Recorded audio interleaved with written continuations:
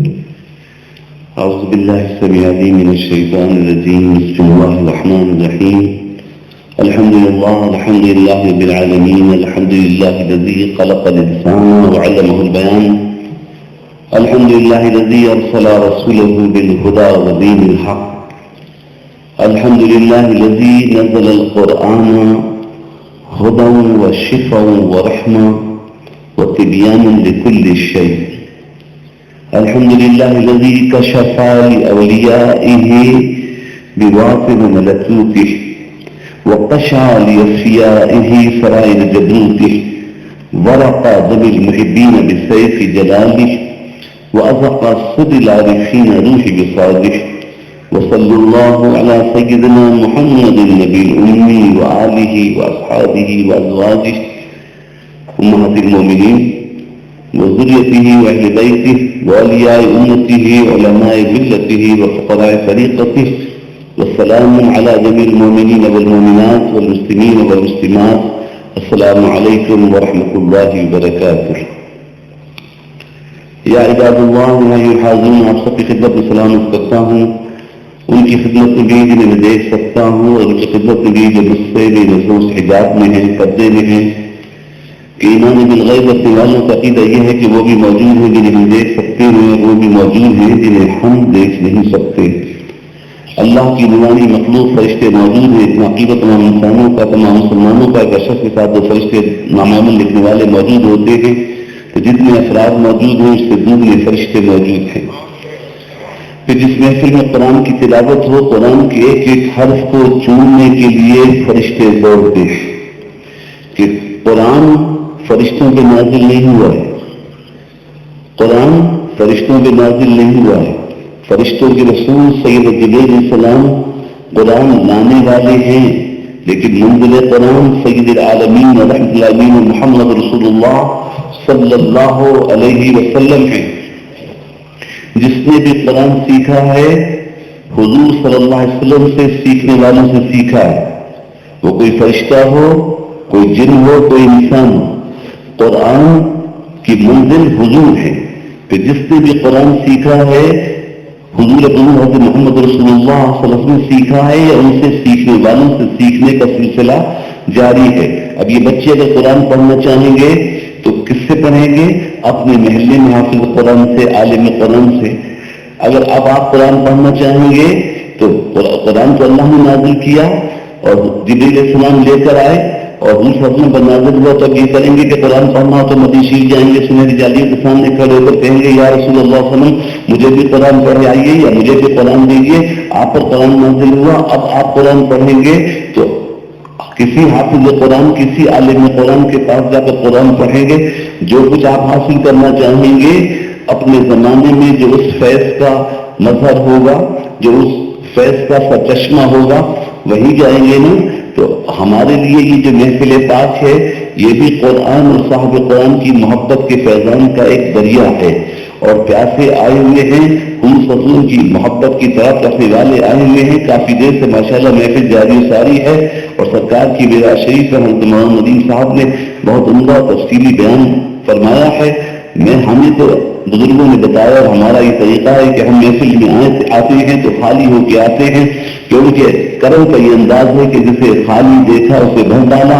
اور پھر مسلمانوں کو جمع کرنے کی کوشش ہے. حضور صلی اللہ علیہ وسلم کی امت کی خدمت ہی نصیب ہو جائے اور خادم امت ہی کی طرح قبول کر لیا جائے اور بخش دیا جائے تو ہمارے لیے سعادت دارین ہے. لیکن آئیے، اگر مسلمانوں کو جمع کرنا ہے تو ہم کس چیز سے جمع کر سکتے ہیں جس سے کسی کو اختلاف نہیں ہے.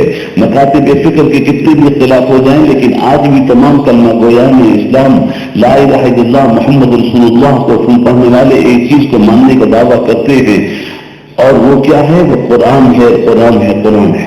اللہ کا شکر ہے کہ ابھی تک قرآن سے کسی نے انکار نہیں کیا ہے. لیکن ہے یہ کہ کسی آیت کی طرف توجہ ہوتی ہے، کسی طرف توجہ نہیں ہوتی.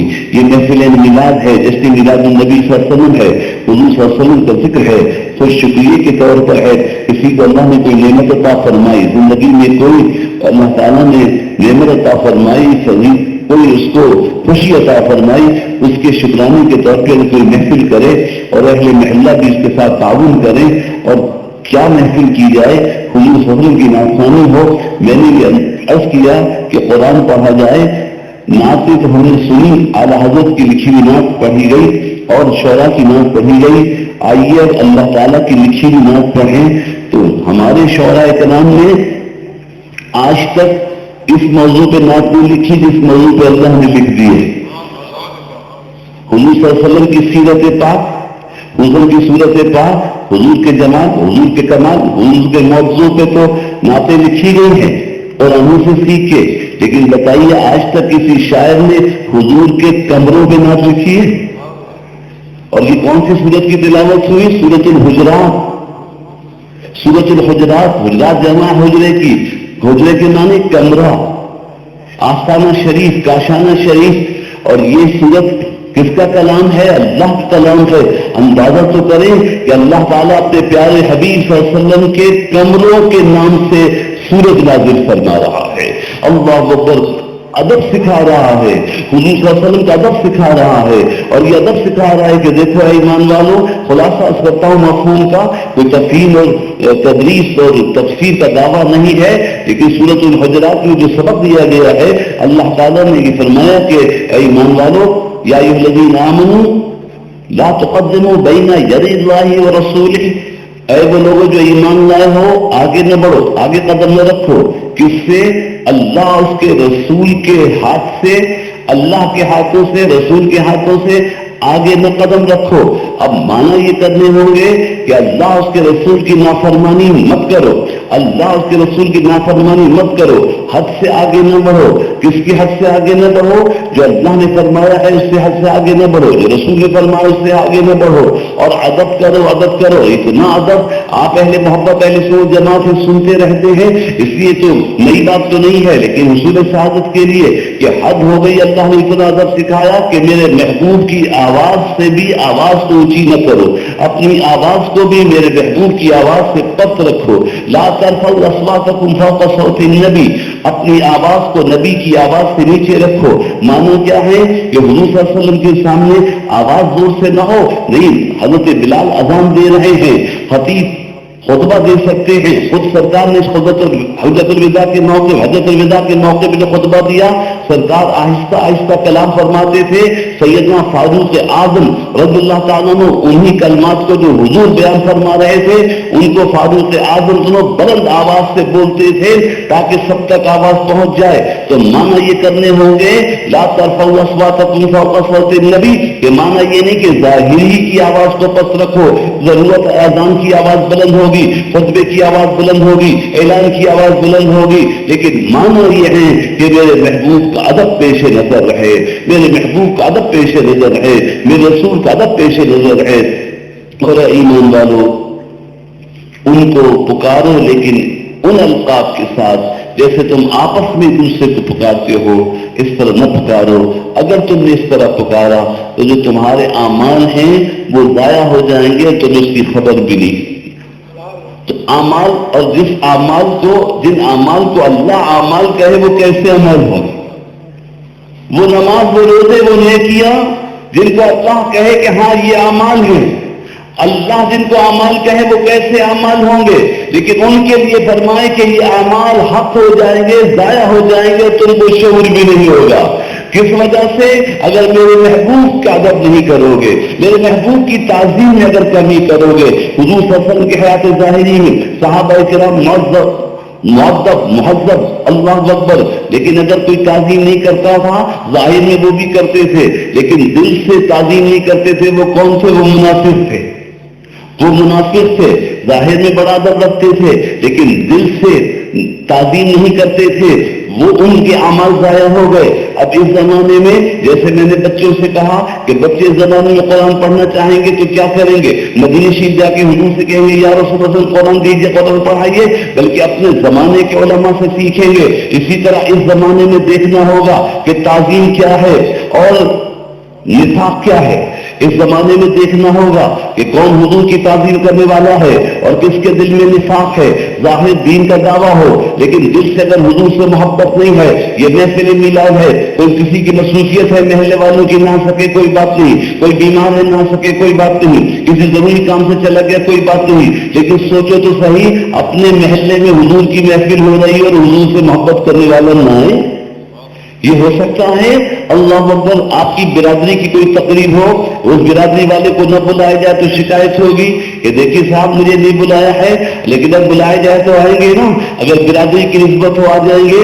مارکیٹ کے لوگ مل کر کوئی محفل کرے، کوئی جلسہ کرے مارکیٹ کے متعلق تو مارکیٹ والے جمع ہو جائیں گے. سیاسی تنظیم کے لوگ جلسہ کریں تو کس طرح جمع ہوتے ہیں اور کیے جاتے ہیں. لیکن سوچو تو صحیح، جب حضور کے نام پر محفل ہو تو دیکھو کہ کون آتا ہے. جس کو اپنی نسبت کا احساس ہوگا وہ آئے گا، جس کو حضور صلی اللہ علیہ وسلم کی نسبت سے پاس ہوگا وہ حضور صلی اللہ علیہ وسلم کی محفل میں آئے گا. اللہ اکبر. جب حضور صلی اللہ علیہ وسلم کی محفل میں آئے، قرآن کی تلاوت ہوئی، پہلے بھی بڑی عظیم اور بڑی شاندار تلاوت ہوئی، قادری صاحب نے بھی تلاوت فرمائی اور ہم حیران ہیں کہ اللہ تعالیٰ نے اپنے پیارے حبیب صلی اللہ علیہ وسلم کی شان پر شان، حضور کی ذات، حضور کی صفات تو بیان کی ہے، حضور کی بارگاہ کا ادب بھی سکھایا ہے، حضور صلی اللہ علیہ وسلم کی بارگاہ کا ادب بھی سکھایا ہے. اور یہ محفل حضور صلی اللہ علیہ وسلم کی بارگاہ میں اپنی محبت اور تعظیم کا ایک نذرانہ ہی ہے. اور دوستوں ساتھیوں، اس محفل میں اگر ہم یہی وعدہ ارادہ کر لیں کہ قرآن کو پڑھیں گے، قرآن کو توجہ سے پڑھیں گے، اس لیے کہ اگر کسی نے قرآن نہیں پڑھا تو بڑی محرومی ہوگی. اگر اس وقت کہہ دیا جائے لائٹ بند کر دی جائے، یہ ایکو سسٹم بند کر دیا جائے تو آپ کہیں گے کیوں بند کر دیں؟ کیا لائٹ نہیں آ رہی؟ کیا پاور نہیں ہے؟ ہم کہیں نہیں، پاور تو ہے لیکن بلب بند کر دو، محفل میں اندھیرا کر دو. آپ اپنے گھر جائیں اور گھر کے سارے چراغ بند ہوں، سارے بلب بند ہوں تو بچہ پوچھے گا باپ سے کہ ابا کیا بات ہے لائٹ نہیں آ رہی؟ وہ کہنی لائٹ تو آ رہی لیکن میں نے سب بلب بند کر دیے ہیں.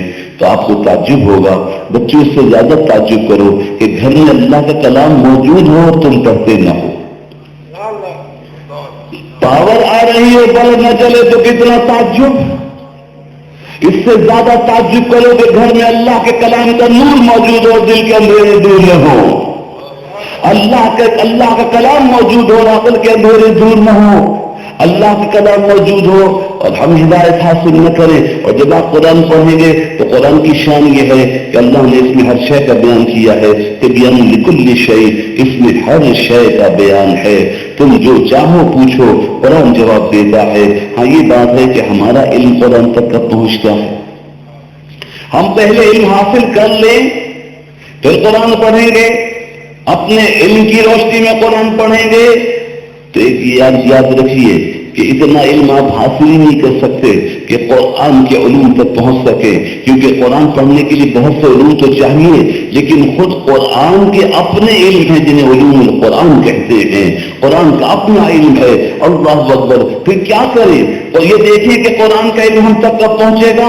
ہمارا علم قرآن تک کب پہنچے کہ قرآن کا علم ہم تک کب پہنچے. تو آپ اپنے گھر بیٹھے رہیے تو قرآن کا علم آپ تک نہیں پہنچے گا. سادہ سی بات یہ ہے کہ اگر آپ قرآن پڑھنا چاہتے ہیں تو دیکھیے کہ آپ کے دل میں طلب کب پیدا ہوتی ہے.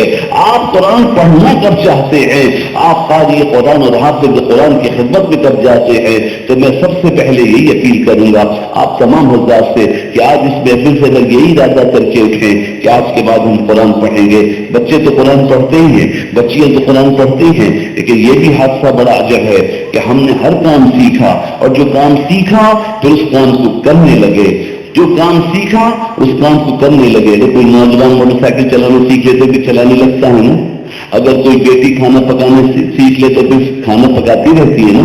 کوئی کپڑے کو سینا سیکھ لے تو سینے لگتا ہے نا. لیکن دوستو افسوس کی بات یہ ہے کہ قرآن پڑھنا سیکھتے تو ہیں، جب سیکھ لیتے ہیں تو قرآن پڑھنا چھوڑ دیتے. اس وقت بھی ہم میں سے کتنے لوگ ہوں گے جنہوں نے بچپن میں قرآن پڑھنا سیکھا، قرآن پڑھا، لیکن ختم قرآن کے بعد محفل ہوئی کے ساتھ بچے نے قرآن ختم کر لیا، پھول ہار پہنائے گئے، اس کے بعد قرآن اٹھا کر طاق میں رکھ دیا، پھر قرآن پڑھنا سلسلے وار قرآن پڑھنے کو ہم نے چھوڑ دیا. تو بس یہی تازہ کرنی ہے اپنی بات، اپنے آپ کو نصیحت کرنی ہے کہ لوگوں جنہوں نے قرآن پڑھا ہے، سیکھ لیا ہے، بھول گئے ہیں تو دوبارہ ادا کرے، ورنہ قرآن جو ہے وہ قیامت میں شکایت کرے گا. اور بہت اور وعیدیں بھی ہیں. وہ اندھا اٹھایا جائے گا جس نے قرآن کو بھلا دیا ہے، جس نے قرآن کو پڑھ کر بھلا دیا ہے. اس دن بہت سے لوگ آنکھوں والے جب اندھے اٹھیں گے، جبکہ قیامت میں قبروں سے نکلنے کے بعد سب سلیم الاعضاء اٹھیں گے. جو یہاں معذور ہے قیامت میں معذور نہیں اٹھے گا. قبر کی مٹی دوبارہ سے ٹھیک بنا دے گی. جو یہاں اندھا ہے قیامت میں اندھا نہیں اٹھے گا. جو یہاں معذور ہے، جو یہاں پائے لنگ رکھتا ہے، وہ وہاں پائے لنگ نہیں اٹھے گا، سلیم الاعضاء اٹھیں گے. لیکن دوستوں ساتھیوں بہت سے آنکھوں والے ہوں گے کہ اس دن اندھے ہوں گے اور وہ کہیں گے یا اللہ ہم تو دنیا میں آنکھوں والے تھے. تو کہا کیا تم نے قرآن میں نہیں پڑھا تھا کہ جو میرا کلام پڑھ کے بھلا دے گا میں اس کو اندھا اٹھاؤں گا. قرآن بہت بڑی چیز ہے، اللہ کے کلام ہے. ہمارے درمیان جو اللہ تعالیٰ کا کلام موجود ہے، اس کی قدرت کا شاہکار ہے، حضور صلی اللہ علیہ وسلم کا معجزہ ہے، امت مصطفی کی کتاب ہے. اللہ اکبر، زندگی کا نظام ہے، دستور حیات ہے. قرآن شفا ہے، قرآن رحمت ہے، قرآن ہدایت ہے. آئیے قرآن پہ جمع ہو جائے. اور جب ہم قرآن میں دیکھتے ہیں تو کوئی بھی موضوع ہو ہمیں قرآن میں ملتا ہے. اگر میرا شریف کا واقعہ ہے تو قرآن مجید فرقان حمید میں اللہ تعالیٰ نے اس واقعے کو بیان کیا ہے. اور جب بیان کیا ہے تو حضور ہی کی شان بیان کی ہے. اللہ تعالیٰ نے حضور کو جو معراج عطا فرمائی تو اپنی بلندی کے لیے نہیں، اللہ تو عرفہ والا ہے. حضور کو بلند فرمایا اور لوگوں کو بتا دیا دیکھو میرا رسول موسیٰ سے بھی بلند ہے، عیسیٰ سے بھی بلند ہے، آدم سے بھی بلند ہے، سارے نبیوں سے، سارے مقامات سے میرا رسول بلند ہے، عرش سے بھی بلند ہے. اور لامکاں کی سرحد پر بلا کر دکھا دیا کہ عالم امکان کی ساری وجود، عالم امکان کی ساری مخلوق میرے محبوب کے قدموں میں ہے. عالم امکان کی ساری مخلوق. دوستو حضور کے علم، حضور کی خبر، اللہ اکبر، لوح و قلم جس پہ تقدیریں لکھی ہوئی ہیں. اللہ اکبر، میرے آقا مولا اس وقت بھی نبی تھے جب لوح و قلم نہ بنا تھا، لوح و قلم پیدا نہ ہوا تھا، اللہ نے اسے بنایا نہ تھا. یہ بات ہے انسانوں، اللہ تعالیٰ نے انسان کو بڑی اہمیت دی ہے. اللہ نے زمین بنائی، کسی نے اعتراض نہیں کیا. آسمان بنائے، کسی نے اعتراض نہیں کیا. سورج و چاند بنائے، کسی نے اعتراض نہیں کیا. لیکن مٹی کا پتلا بنانا تو تہلکہ مچ گیا. فرشتے کہنے مولا یہ کس کو بنا رہا ہے؟ انسانوں سوچو، انسان بیٹھے ہیں نا، تم کتنے اہم ہو. زمین بنائی، کسی نے اعتراض نہیں کیا. آسمان بنائے کسی نے اعتراض نہیں کیا. سورج و چاند بنائے، کسی نے اعتراض نہیں کیا. جنت بنائی اور بڑی حسین و جمیل بنائی، بڑی نعمتیں اس میں بسائیں، کسی نے اعتراض نہیں کیا. دوزخ لگا دی، آگ جلا دی، سخت آگ کے گڑھے پیدا کر دیے، کسی فرشتے نے نہیں کیا مولا جہنم کیوں بنائے. کسی نے نہیں پوچھا جنت کیوں بنائی. لیکن دوستوں اور ساتھیوں جب ایک مٹی کا پتلا بنایا تو فرشتوں کی توجہ ہو گئی، یا اللہ اس کو کیوں بنایا؟ اللہ نے فرمایا نہیں جاگن فی الارض خلیفہ، میں زمین کا اپنا نائب بھیجنے والا. خلیفہ، نائب، اللہ تعالیٰ نیابت سے پاک ہے، اللہ تعالیٰ کا کوئی نائب ہے نہیں. سمجھانے کے لیے کہہ دیتے ہیں لیکن حقیقت میں خلیفہ کے معنی اور ہے. خلیفہ خلف سے، خلف کے معنی پیچھے آنے والا. پیچھے آنے والا معنی کیا ہے؟ اہل عرب ایک محاورہ بولتے ہیں کہ اگر صاف شیشہ ہو آئینہ، صاف شیشہ ہو آئینہ کیسے بنتا ہے؟ صاف شیشہ ہو، کسی کھڑکی میں، کسی دروازے میں لگا ہوا، شوکیس میں لگا ہوا شیشہ، صاف شیشہ لے لیجئے، آر پار اس سے نظر جا سکتی ہو. اس میں آپ اپنا دیکھنا چاہیں تو نہیں دیکھ سکیں گے. لیکن اگر اس شیشے کے پیچھے کوئی پردہ ڈال دیجئے، کوئی سیاہ رنگ کر دیجئے، سرخ رنگ کر دیجئے، کوئی حجاب ڈال دیجئے، تو اسی شیشے میں اپنا دیکھنے لگیں گے. تو اللہ تعالیٰ نے زمین و آسمان کو بنایا، اللہ نور السماوات والارض. لیکن جب انسان کو بنایا تو فرمایا انی جاعل فی الارض خلیفہ. اب میں ایسا حجاب بنا رہا ہوں کہ جب یہ بنے گا تو میرا آنکھ سے نظر آنے لگے گا، میری صفات کا مظہر ہوگا. اللہ اکبر، اللہ اکبر. اور چنانچہ اللہ تعالیٰ نے انسان کو اپنا مظہر بنایا، لیکن انسان کامل کو مظہر کامل بنایا اور ہر نبی کو اپنا مظہر بنایا، ہر نبی کو اپنا مظہر بنایا. لیکن کسی صفت کا مظہر بنایا، کسی صفت کا مظہر بنایا، ذات کا مظہر نہیں بنایا. ذات کا مظہر سید العالمین محمد رسول اللہ صلی اللہ علیہ وسلم کو بنایا. اسی لیے تو جب جس نے بھی اللہ کو دیکھنے کی تمنا کی اللہ نے منع فرما دیا. موسیٰ علیہ السلام نے دیدار کی تمنا کی، اللہ نے نے فرمایا لن ترونی، تم مجھے نہیں دیکھ سکتے، کیوں کہ میں نے تم کو یہ صلاحیت ہی نہیں دی ہے، تم کو یہ صلاحیت دی ہے کہ تم میرا کلام سن سکتے ہو براہ راست، تم کو یہ صفت دی ہے کہ تم مجھ سے کلام کر سکتے ہو۔ عیسیٰ علیہ السلام، اللہ اکبر اللہ اکبر، میں نے تم کو خاص روح بھیجی ہے، تم میری طرف سے خاص روح ہو، تم مردے کو زندہ کر سکتے ہو لیکن مجھے نہیں دیکھ سکتے، تم کو اپنی ایک صفت کا مظہر بنایا ہے، تم مردے کو زندہ کر سکتے ہو، بیمار کو اچھا کر سکتے ہو، اندھے کو بینا کر سکتے ہو، لیکن تم میرا دیدار نہیں کر سکتے۔ اللہ اکبر، بڑے بڑے انبیاء علیہ السلام، مرسلین صلوات اللہ تعالی علیہ اجمعین گزرے، لیکن دوستو وہ سب صفات کا مظہر تھے۔ ہمارے آقا مولا سید العالمین رحمت العالمین محمد رسول اللہ صلی اللہ علیہ وسلم اللہ کی صفات کا مظہر بھی ہیں اور اللہ کی ذات کا مظہر بھی ہیں، اس لیے حضور معراج پہ تشریف لے گئے اور رب کا دیدار حضور کو عطا ہوا کہ حضور اللہ کی ذات کا مظہر تھے، حضور وہ آئینہ ہے کہ جس میں رب کا جمال نظر آتا ہے، حضور کی نگاہ کو اللہ نے وہ طاقت عطا فرمائی کہ حضور اپنے حضرت محمد رسول اللہ صلی اللہ علیہ وسلم نے اللہ کا دیدار کیا۔ دوستو اور ساتھیو، ہم انسان ہیں، عام انسان ہیں، لیکن عام انسان میں تھوڑی سی فضیلت، بہت بڑی فضیلت اللہ نے آپ کو ہم کو کیا دی ہے کہ ہم اس کے ماننے والے ہیں۔ انسانوں میں دو گروہ ہیں، ایک ماننے والے ہیں، ایک نہیں ماننے والے، ایک بلیورز ہیں، ایک نان بلیورز ہیں، ایک مانتے ہیں، ایک نہیں مانتے ہیں۔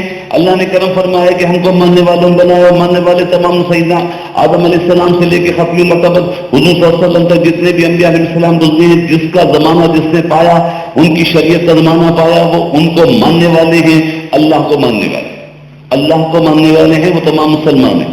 لیکن اللہ نے ہم پر مزید کرم کیا، جس نبی کی امت میں چاہتا پیدا کر دیتا، ایمان سے بھی نواز دیتا، تو اسی نبی کی امت میں تو ہوتے، لیکن اللہ نے ہم گنہگاروں پہ کتنا کرم کیا کہ اس نبی کی امت میں پیدا کیا جو نبیوں کے نبی ہیں، رسولوں کے رسول ہیں، سید الانبیاء امام الانبیاء حضرت محمد مصطفی صلی اللہ علیہ وسلم کی امت میں پیدا کیا، اور پھر حضور کی امت میں ان لوگوں میں شامل کیا کہ جن کو اپنی کسی بات پر، کسی نہ مال پہ نہ اعمال پر، کسی چیز پہ فخر نہیں ہے، اگر فخر ہے تو حضور کی غلامی پہ فخر ہے، حضور کی نسبت پہ فخر ہے کہ اللہ تعالیٰ نے ہمیں حضور صلی اللہ علیہ وسلم کی امت میں پیدا کیا، اب حضور صلی اللہ علیہ وسلم کی امت میں ہیں اور ان کی غلامی پر ناز کرتے ہیں۔ تو دوستو اور ساتھیو، سب سے پہلے جو قرآن کی تلاوت ہوئی اس میں ادب سکھایا گیا حضور صلی اللہ علیہ وسلم کا، اور اس سے بھی پہلے جب بات کا آغاز ہوا ہے، سورت کا آغاز ہوا ہے، تو اللہ تعالیٰ فرمایا یا ایھا الذین آمنوا لا تقدموا بین یدی اللہ ورسولہ، دیکھو اے ایمان والو، حد سے نہ بڑھنا، آگے نہ بڑھنا، اللہ اس کے رسول سے آگے نہ بڑھنا۔ اللہ تعالیٰ تو ہر جگہ موجود ہے، اور اللہ تعالیٰ کا براہ راست عرفان کس کو ہے؟ ہمیں تو حضور صلی اللہ علیہ وسلم ہی کے ذریعے اللہ تعالیٰ کی ذات و صفات کا علم ہوا ہے، عرفان جیسا کہ ہونا چاہیے تھا نہیں ہے، حق ادا نہیں ہو سکتا۔ لیکن اللہ تعالیٰ کس بات پر خوش ہے اور کس بات پہ ناراض؟ کوئی مشکل لفظ بولو، تقریر شاید عالمانہ لگے، اللہ کی ذات کا عرفان، صفات کا عرفان، اس کے احکام کا عرفان کیسے ہو سکتا ہے؟ رسول کے ذریعے ہوا، یہی ہوا۔ سادہ لفظ معلوم ہے، اگر تمہارا جی چاہے، سب سے پہلے تو ایک اور بات، جب آپ کا جی چاہے کہ اپنی بات اللہ تعالیٰ سے کہنا چاہیں تو کیا کریں؟ جب اپنی بات اللہ کے سامنے ادب کے ساتھ پیش کرنا چاہیں، جب مناجات کرنا چاہیں، ایسے انداز سے پیش کرنا چاہیں جس میں آپ کو قبولیت کا یقین زیادہ ہو، تو معلوم ہے کیا کریں؟ دعا کریں۔ لیکن اور بھی اگر یہ چاہتے ہیں کہ آپ کو قبولیت کا یقین زیادہ ہو، انتہائی ادب سے اپنے رب سے کوئی بات کہیں تو کیا کریں؟ نماز میں آ جائیں۔ اگر آپ اپنی بات اللہ سے کہنا چاہتے ہیں تو نماز میں آ جائیے، اور اگر یہ سننا چاہتے ہیں کہ اللہ تعالیٰ نے ہم سے کیا کہا ہے تو کیا کریں؟ قرآن پڑھیے۔ جب آپ کا جی چاہے، بچوں جب تمہارا جی چاہے کہ اللہ تعالیٰ نے بچوں سے کیا کہا ہے تو قرآن پڑھنا۔ جوانوں کا جب جی چاہے کہ ہم دیکھیں اللہ نے ہم سے کیا کہا ہے تو قرآن پڑھنا۔ والدین کا جی چاہے کہ ہم سے کیا کہا ہے تو قرآن پڑھنا۔ مردوں کا جی چاہے تو قرآن پڑھنا۔ عورتوں کا جی چاہے کہ دیکھیں تو صحیح اللہ تعالیٰ نے عورتوں سے کیا کہا ہے۔ کچھ خواتین کے بارے میں، کچھ عورتوں سے، عورتوں کے مسائل اپنی بندیوں کے بارے میں، بیٹیوں کے بارے میں، چچی، خالہ، پھوپھی، اگر چاہتے ہو کہ دیکھنا چاہو اللہ نے کیا کہا ہے تو قرآن پڑھو، کیونکہ قرآن شریف میں اللہ نے خواتین کا بڑا تفصیل سے ذکر کیا ہے. پوری ایک سورت ہے سورۃ النساء، دا ویمن، خواتین، لیڈیز. یہ قرآن کی ایک سورت کا نام ہے لوگوں. سورہ بقرہ، سورۃ النساء، سورہ طلاق، سورۃ النور، یہ وہ صورتیں ہیں جس میں زیادہ مضامین ایسے ملتے ہیں جو خواتین کے بارے میں ہیں. ورنہ تو قرآن میں بے انتہا جگہ اللہ تعالیٰ نے جہاں ذاکرین کا ذکر کیا ہے، ذاکرات کا کیا ہے، مومنین کے کیا ہے، مومنات کا کیا ہے، نماز پڑھنے والوں کا کیا ہے، نماز پڑھنے والی اللہ کی بندیوں کا کیا ہے، یہاں تک کہ قانتین و قانتات بھی فرمایا ہے. قانتین معلوم ہے کسے کہتے ہیں؟ بچوں ذرا یہ جو بچہ ہنس رہا ہے بیٹا کھڑے تو ہو جاؤ. ہاں، قرآن شریف میں کبھی سنا ہے قانتین و قانتات؟ توجہ نہیں گئی ہوگی. اچھا چلو ایک لفظ سنا ہے، اس کو کیا کہتے ہیں؟ یہ جو یہاں سنتری میں اس کو کیا کہتے ہیں؟ ارے بچے بولو نا، کیوں نہیں بولتے بھائی؟ اس کو کیا کہتے ہیں؟ اس کو قناعت کہتے. کیوں کہتے ہیں قناعت؟ اتنی آسان تفریح نہیں ہو رہی کہ آپ کو ہنسنے کی اجازت مل جائے. توجہ سے سنیں اور کم از کم یہ سنیں کہ آپ کتنے سالی ہیں. قرآن کے الفاظ تو اپنی جگہ. جس جلسے میں بیٹھے ہیں میں پوچھتا ہوں اس کو کیا کہتے ہیں قناعت، تو آپ بتائیے کیوں کہتے ہیں. پورے جلسے سے پوچھوں اس کو قناعت کیوں کہتے ہیں؟ اللہ نے ذکر کیا ہے، اللہ نے اپنے بندوں کو کہا ہے قانتین و قانتات. اس کو قناعت اس لیے کہتے ہیں، اگر یہ قناعت نہ لگی ہوتی تو بھی تو جلسہ ہو سکتا تھا. اچھا خاصا پارک ہے ماشاءاللہ اور چاردیواری بھی ہے، لیکن کھلی جگہ پہ قناعت لگا دیتے ہیں نا. معلوم ہے کیوں لگاتے تھے؟ تاکہ محفل مہذب ہو جائے، مؤدب ہو جائے. محفل کو کا ادب ملحوظ رکھنے کے لیے جو چادر ٹانگی جاتی ہے اسے قناعت کہتے ہیں، اور قناعت کہتے ہیں ادب کرنے کو. قناعت کہتے ہیں ادب کرنے کو. اور قانتین و قانتات اللہ نے فرمایا نماز پڑھنے والے، نماز پڑھنے والیاں، روزہ رکھنے والے، روزہ رکھنے والیاں. ایک جگہ فرمایا میرے وہ بندے جو بہت ادب سے رہتے ہیں، اور وہ میری بندیاں جن کی زندگی بڑی محبت گزرتی ہے، کلام کرتی ہیں تو ادب سے، اٹھتی ہیں تو ادب سے، بیٹھتی ہیں تو ادب سے، بڑوں سے پیش آتی ہیں تو ادب سے، بچوں کو سمجھاتی ہیں تو سلیقے اور ادب سے. اللہ اکبر، اللہ اکبر. خالی مناظراتی تقریریں، خالی کافر اور منافق کہنا، ادب سیکھو. یا ایھا الذین آمنوا لا تقدموا بین یدی اللہ ورسولہ. ادب سکھایا گیا، اللہ اس کے رسول کی حد سے آگے نہ بڑھو. یہ محفل میں قناعت اس لیے لگائی جاتی ہے کہ جس طرف سے چاہو تم نہ جاؤ، اس طرف حد لگا دی گئی، ادب کا دائرہ بنا دیا گیا، دروازہ ہے وہاں سے آ جاؤ، یہ ادب ہے آنے کا. اللہ تعالیٰ نے اپنے بندوں کی تعریف فرمائی کہ وہ میرے بندے کتنے اچھے ہیں جو ادب سے رہتے، وہ میری بندیاں کتنی اچھی ہیں جو ادب سے رہتی ہیں. اور ایک بات یاد رکھیے، اول ادب ہے آخر ادب ہے. جس کو ملا ہے ادب سے ملا ہے، جس کو ملا ہے ادب سے ملا ہے. عشق تو بہت بات کی بات ہے، عشق تو بہت بات کی بات ہے، محبت تو بات کی بات ہے، انس تو بات کی بات ہے، مانوس ہونا تو بات کی بات ہے. محبت ہو ہی نہیں سکتی، کسی سے محبت ہو نہیں سکتی جب تک اس کو دیکھا نہ ہو، یا محبت ہو نہیں سکتی جب تک اس کے بارے میں دو باتیں معلوم نہ ہو. ایک تو یہ بات معلوم ہو کہ وہ حسین و جمیل ہے، بہت حسین و جمیل ہے، وہ بہت بے مثال ہے. اور دوسری بات یہ بات معلوم ہو کہ اس کا ہم پر بڑا احسان ہے. محبت آپ اسی سے کریں گے جس کے بارے میں معلوم ہوگا کہ اس کا ہم پر احسان ہے، اس نے ہمارے لیے کچھ کیا ہے، ورنہ اس کے بغیر محبت نہیں ہوگی. تو حضور محمد رسول اللہ صلی اللہ علیہ وسلم کو اللہ جل جلالہ اما نوالہ نے جہاں بے مثال کامل مثال بنایا ہے، وہیں تمام عالموں کے لیے رحمت بنایا ہے. اپنے لیے جہاں دعا تعریف فرمائی ہے الحمدللہ رب العالمین، تمام تعریفیں اللہ کے لیے ہیں. کیوں؟ کیونکہ وہی تو تمام عالموں کا بنانے والا ہے. تمام عالموں کا بنانے والا رب اللہ ہے، تمام عالموں کو پالنے والا اللہ ہے، تمام عالموں کو پروان چڑھانے والا اللہ ہے. جس کی جو ضرورت ہے اس کو ضرورت کو پورا کرنے والا اللہ ہے. بچوں کی طرف نہ دیکھیے، بچے توجہ سنتے. آج ہمارے درمیان روشنی کے درمیان روشنی بھی حجاب بن گئی ہے، ورنہ میری محفل میں بچے بہت ادب سے بہت توجہ سے وہاں سے آپ دیکھ رہے ہیں، میں تو پوچھا ان سے اس لیے کہ کسی بڑے سے پوچھوں تو یہ مجھے بھی میری بھی ادبی نہ ہو جائے۔ وہ بچہ تو خواہ مثال میں بڑھ گیا، ورنہ بڑے بڑوں کو قناعت کے معنی میں نہیں معلوم۔ ایک جگہ میں تقریر تھی، اس کے بعد محفل سما تھی، تو پرچیاں آنے کی حضرت قوال آگے ہیں، تو تقریر مطلب قوال آگے، تو میں نے کہا بلاؤ قوال کو، آج قوال سے قوال کے معنی تو پوچھے۔ قوال کے معنی کیا ہیں؟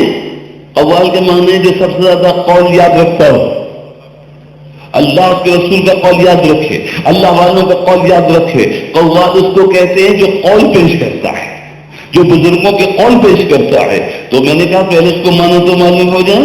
دوستو ساتھیو، آؤ ادب سے رہنا سیکھیں۔ ادب اول ہے، ادب آخر ہے۔ پھر بات کی بات ہے کہ ہمیں یہ معلوم ہو کہ جس سے ہمیں محبت کرنی ہے اس کا ہم پر احسان کیا ہے، جس کا ہمیں شکر ادا کرنا ہے اس کا ہم پر اس کا احسان کیا ہے۔ الحمدللہ رب العالمین، اللہ تعالیٰ کا شکر ادا کرو، کیونکہ وہی تمہیں بنانے والا ہے، وہی خالق و مالک و وارث و رازق اللہ ہے، تمام عالموں کا رب اللہ ہے۔ اور اللہ تعالیٰ نے بے پیارے حبیب صلی اللہ علیہ وسلم کو فرمایا، ان کے لیے فرمایا، اور ایسی نعت نہ کوئی کہہ سکا ہے نہ کہہ سکے گا، وما ارسلناک الا رحمت للعالمین، اے پیارے حبیب ہم نے نہیں بھیجا آپ کو مگر تمام عالموں کے لیے رحمت بنا کر۔ اب بتائیے وہ عالم کا رب ہے تو اس کا شکر ادا کیجئے، اس کے لیے نماز پڑھیے، اس کی عبادت کیجئے، تو جو تمام عالموں کے لیے رحمت ہے ان کے لیے کیا کریں؟ تو اللہ نے قرآن ہی میں فرما دیا، ان اللہ وملائکۃ یصلون علی النبی یا ایھا الذین آمنوا صلوا علیہ وسلموا تسلیما، اے وہ تمام عالموں کے لیے جو رحمت بن کر آیا ہے اس کی محبت دل میں پیدا ہو تو ان پہ درود پڑھنا، ان پہ سلام پڑھنا۔ نماز اللہ کے لیے، عبادت اللہ کے لیے، سجدہ اللہ کے لیے، تمام تعریفیں اللہ کے لیے، اور اللہ رب ہے۔ اللہم انت ربنا لا شریک لک، اے اللہ تو ہمارا رب ہے اور تیرا کوئی شریک نہیں، کھانے میں شریک ہیں، کھلانے میں شریک نہیں ہیں۔ حضور اپنے حضرت محمد رسول اللہ صلی اللہ علیہ وسلم نے اپنی زندگی کو ایسی کامل مثال بنا کر امت کے لیے پیش کیا۔ اور پھر غربت، قیامت میں تم دیکھنا، قیامت میں دیکھنا امیر اپنے مال کا حساب دے رہے ہوں، امیر مال کا حساب دے رہے ہوں گے، غریبوں کو اللہ کو نواز رہا ہوگا، اللہ ان سے کلام فرما رہا ہوگا۔ زندگی بڑی مشکل گزری تھی، بڑا صبر کیا تھا، اس چیز کی تمنا کی تھی، نہیں ملی تھی، ارے وہ بڑے کتنے دن رہے دنیا میں؟ اس دن انسان کہے گا ایک دن یا ایک دن کا کچھ حصہ، یوم بعد یوم، جس دن کا کچھ حصہ وہاں رہے۔ کہا بتاؤ وہاں ملنا بہتر تھا کہ آدمی ہو گئے؟ صوفی یہی تو بتاتے ہیں کہ سوچو تو صحیح وہ منظر کیا ہوگا کہ جب امیر حساب کتاب میں پڑے ہوں گے اور اللہ تعالیٰ غریبوں کو نواز رہا ہوگا، اس دن امیر کہیں گے آج تو ساری نظر کرم غریبوں کی طرف ہوئی۔ اللہ کو، لیکن ایک بات یاد رکھیے کہ جو امیر صدقہ و خیرات کرتے ہیں، نیکیاں کرتے ہیں، ان کا بھی کیا کہنا؟ اول تو حساب دے رہے ہوں گے تو کس کو دے رہے ہوں گے؟ ربی کو تو دے رہے ہوں گے، اسی سے تو کلام کر رہے ہوں گے۔ اور پھر جب نامہ عمل کھلے، جس دن کا صفحہ کھلے، اگر اس میں اللہ کی راہ میں صدقہ و خیرات نکلے، زکوٰۃ نکلے، یہ نکلے کہ اس نے اللہ کی راہ میں دیا ہے، تو پھر رحمت کا ذریعہ کہے گا دینا تم کو آتا ہے کہ مجھے آتا ہے۔ یہ تو آزمائش تھی، اگر آزمائش نہ ہوتی، اللہ نے کہی جائے کون سی فرمان، اگر ہم چاہتے سب ہدایت پہ ہوتے، اللہ چاہتا تو سب ایک ہی مسلک، ایک ہی طریقے پہ، ایک ہی ہدایت کی راہ پہ سب ہوتے۔ کیا معنی ہے؟ اس نے نہیں چاہا کہ ہدایت پہ ہوں، نہیں، رضا، مشیت، حکم، بڑی بڑی باتیں ہیں۔ اگر اللہ تعالیٰ چاہتا تو کوئی گمراہ نہ ہوتا۔ معنی کیا ہے کہ اس نے نہ چاہا کہ ہدایت پہ، نہیں، معنی یہ ہے اللہ چاہتا تو پھر ایسا مجبور پیدا کرتا کہ تم نافرمانی کر ہی نہ پاتے، اختیار پاتے ہی نہیں۔ اللہ جیسے جانور ہیں، جیسے اور فرشتے تک اللہ نے ان کو ایسا تخلیق کیا ہے کہ وہ خطا کر ہی نہیں سکتے۔ تم کو فضیلت اسی طرح تو دی ہے کہ تھوڑی سی مہلت دی ہے، تھوڑا سا اختیار دیا ہے قیدیوں کی ہتھکڑی ڈھیلی، جبر میں اختیار سا ہے کچھ، زنجیر بندھی ہوئی ہے لیکن اتنی لمبی ہے کہ چاہو تو اس دیوار تک چلے جاؤ، چاہو تو اس دیوار تک چلے جاؤ. یہ بتا دیا گیا کہ اس طرف جاؤ گے تو جنت میں جاؤ گے، دائیں طرف جاؤ گے تو جنت میں جاؤ گے، بائیں طرف جاؤ گے تو انجام خراب ہوگا. تم کو یہ فضیلت دی گئی ہے اختیار دے کر، مہلت دے کر. اگر اللہ تعالیٰ مجبور پیدا کرتا تو یہ گھاس کا ہر تنکا اللہ کی تسبیح کرتا ہے، گھاس کا تنکا زمین سے نکلتا ہے تو اشہد ان لا الہ الا اللہ، اللہ کی وحدانیت کی گواہی دیتا. یسبح للہ ما فی السماوات ما فی الارض، زمین و آسمان میں جو کچھ ہے اللہ کی تسبیح کرتا ہے. سیدنا موسیٰ علیہ السلام کے زمانے میں ایک بستی میں بارش نہیں ہو رہی تو وہاں کے لوگ آئے، یا موسیٰ علیہ السلام آپ کوئی پہ جاتے ہیں اللہ تعالیٰ سے کلام کرتے ہیں، ہمارے لیے دعا کیجیے کہ بارش ہو جائے. سیدنا موسیٰ علیہ السلام کوئی پہ تشریف لے گئے، اللہ فلاں بستی کے لوگ آئے ہیں وہاں بارش نہیں ہو رہی. اللہ تعالیٰ نے فرمایا موسیٰ وہاں بارش جو نہیں ہو رہی تو میری طرف سے سختی ہے، عذاب ہے. اس لیے کہ اس بستی میں ایک شخص ایسا رہتا ہے جو 40 سال سے گناہ کر رہا ہے، وہ تو اس نے توبہ نہیں کی، وہ بہت گناہ گار ہے، اس کی وجہ سے ساری بستی پہ عذاب ہے. ہاں اگر یہ لوگ اس کو بستی سے نکال دے، وہ اس بستی سے چلا جائے تو رحمت کی بارش ہو جائے گی. سیدنا موسیٰ علیہ السلام نے آ کے اس وقت سے یہ بتا دیا کہ تمہاری بستی میں ایک شخص ایسا ہے کہ جو 40 سال سے گناہ کر رہا ہے، اس کو اگر بستی سے نکال دو تو بارش ہو جائے گی. بستی والوں کی طرف وہ وفد آیا اور اعلان ہو گیا کہ لوگوں تم میں جو وہ گناہ گار ہے، جو بہت بڑا گناہ گار ہے، 40 سال سے گناہ میں لگا ہوا ہے، وہ اس بستی کو چھوڑ دے. بچے ہلاک ہو رہے ہیں، مویشی ہلاک ہو رہے ہیں، سب قحط ہے، پانی پینے کو نہیں ہے. اگر وہ ایک شخص بستی سے چلا جائے تو باقی لوگوں کو تو راحت مل جائے گی. یہ اعلان ہو گیا، لوگ اپنے گھروں میں چلے گئے اور چھوٹے چھوٹے کے دروازوں سے دیکھنے لگے کون جاتا ہے، کون بستی چھوڑ کے جاتا ہے. بڑے سادہ لوگ تھے. یہ اعلان سب نے سنا، اس نے بھی سنا جو گناہ گار تھا. وہ اپنے گھر آیا اور اپنے گھر آ کے کیا کیا، اپنے کمرے میں گوشہ تنہائی میں اپنے رب کے حضور سجدہ ریز ہو گیا اور سجدے میں جا کے کہنے لگے مولا 40 سال میرا پردہ رکھا ہے، آج بھی رکھ لے، میں بستی چھوڑ کے نہیں جاؤں گا، میں نہیں جاؤں گا مولا. 40 سال تو نے میرا پردہ رکھا ہے، میں توبہ کرتا ہوں اپنے گناہ سے، لیکن میں بستی چھوڑ کے نہیں جاؤں گا، میری لاز رکھ لے، میرا پردہ رکھ لے. سرکار نے فرمایا وہ رونے لگا، ادھر آنسو بہ رہے تھے، ادھر آسمان پہ بادل چھانے لگے. ساری رات بارش ہوئی، اللہ اکبر، زمین لہلہا گئی. اب جب صبح ہوئی، بارش ذرا تھمی تو لوگ دیکھنے لگے کون گیا، کون کم ہوا، تو دیکھا تو کوئی بھی کم نہیں، سب لوگ موجود تھے. سادہ لوگ تھے. ان لوگوں سے جو آئے تھے وفد والے، ان سے کہا آپ نے تو کہا تھا کہ موسیٰ علیہ السلام نے یہ کہا ہے کہ کوئی شخص جائے گا تو بارش ہوگی، لیکن کوئی بھی نہیں گیا، بارش ہو گئی. وہ موسیٰ علیہ السلام کے پاس تشریف لائے، کہا یا سیدنا موسیٰ علیہ السلام نے تو وہی کہا جو آپ نے کہا تھا. سیدنا موسیٰ علیہ السلام کا اپنا رنگ نبوت ہے، کوئی تر کے تشریف لے گئے، یا اللہ جو تو نے کہا تھا وہ میں نے کہا، لیکن وہاں تو کوئی گیا نہیں اور بارش ہو گئی. تو اللہ نے فرمایا موسیٰ آج کی بارش اسی گنہگار کی دعا سے ہوئی ہے. اللہ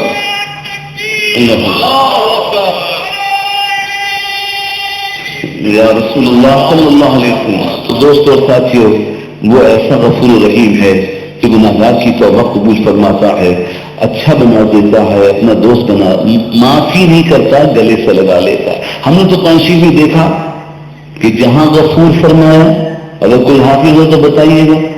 میں نے تو کہیں نہیں دیکھا کہ کہیں غفور تنہا فرمایا ہو. جہاں غفور فرمایا، غفور رحیم فرمایا، غفور ودود فرمایا. جہاں غفور فرمایا اس کے ساتھ رحیم بھی فرمایا. یہ مت سمجھنا کہ معاف کرتا ہے چھوڑ دیتا ہے، معاف بھی کرتا ہے، گلے سے بھی لگا لیتا ہے. ایک محاورے میں کہہ رہا ہوں، اپنا بنا لیتا. ایک تو معاف کرنا نہ، آپ کسی کو معاف کریں جاؤ معاف کر دیا چھوڑو جاؤ، نہیں، وہ معاف کرتا ہے تو اپنا بنا لیتا ہے، گناہوں کو اچھوں کو ولی بنا دیتا ہے. تو ہمیں توبہ کرنا چاہیے. اور دوسری چیز ہے کہ پاک رہنا چاہیے. پاک رہنے کا بھی بڑا ثواب ہے. ایک نوجوان کا وقت آ گیا اور جب اس کی روح کو لے کے فرشتے علیین میں اعلیٰ مقام میں بلند ہونے لگے تو اس نے وہاں بزرگوں کی روحوں کو دیکھا تو پوچھا مجھے کہاں لے کے جا رہے ہو؟ میرے اعمال تو ایسے نہیں تھے. تو فرشتوں نے کہا میں معلوم ہے جیسے تمہارے عمل سے، مگر کیا کریں کہ مرتے وقت تم پاک تھے، اللہ نے قیامت تک پاک لوگوں میں رہنے کا حکم دے دیا ہے، پاک لوگوں میں رہنے کا حکم دیا ہے. تو طہارت سے رہیے، پاک رہیے. اور تیسری چیز نماز ہے. اول نماز ہے، آخر نماز ہے. دوستوں ساتھیوں، یہ تینوں چیزیں ہیں ساتھ ہی، توبہ، طہارت اور نماز. اگر ان تین چیزوں کا آپ ارادہ کر لیں تو آپ ہی نہیں کہ آج اب آپ کی وجہ سے ہماری بھی مغفرت کا سبب ہو جائے. اور نماز میں سب کچھ ہے، نماز میں قرآن ہے، نماز میں صلاۃ و سلام ہے، نماز میں درود ہے. ماں باپ کے لیے میری نصیحت کی ہے بچوں، خیال رکھنا، ماں کے قدموں کے نیچے جنت ہے، ماں کے پاؤں کے نیچے جنت ہے. جس کا جی چاہے کہ جنت کی چوکھٹ چومے، آپ سے کہتا ہوں آپ جائیں اور ماں کے قدموں کو چومیں گے. زیادہ لوگ اس کے لیے بولے کہ پہلے چوم چکے ہوں گے، یا شادی شدہ زیادہ لوگ ہیں ان کے لیے بڑا مشکل ہے. چھوٹے بچے تو شاید ماں کے قدم چوم لیں، لیکن صاحب آج کے چھوٹے بچوں کا بھی معاملہ، بچوں ماں کے قدم چومو گے؟ جنت کی چوکھٹ چومنا چاہتے ہو تو ماں کے قدم چومنا. ایک بچہ بڑا متاثر ہوا تو پھر بھی بڑی احتیاط کے طور پر مسکرا کے پوچھا، حضرت اگر دور سے ایسے ہاتھ لگا کے چوم لے تو ہو جائے؟ ہم نے کہا جب اماں سو رہی ہو تو زیادہ بہتر، تاکہ پتہ ہی نہ چلے کہ تم نے ہاتھ بھی لگایا.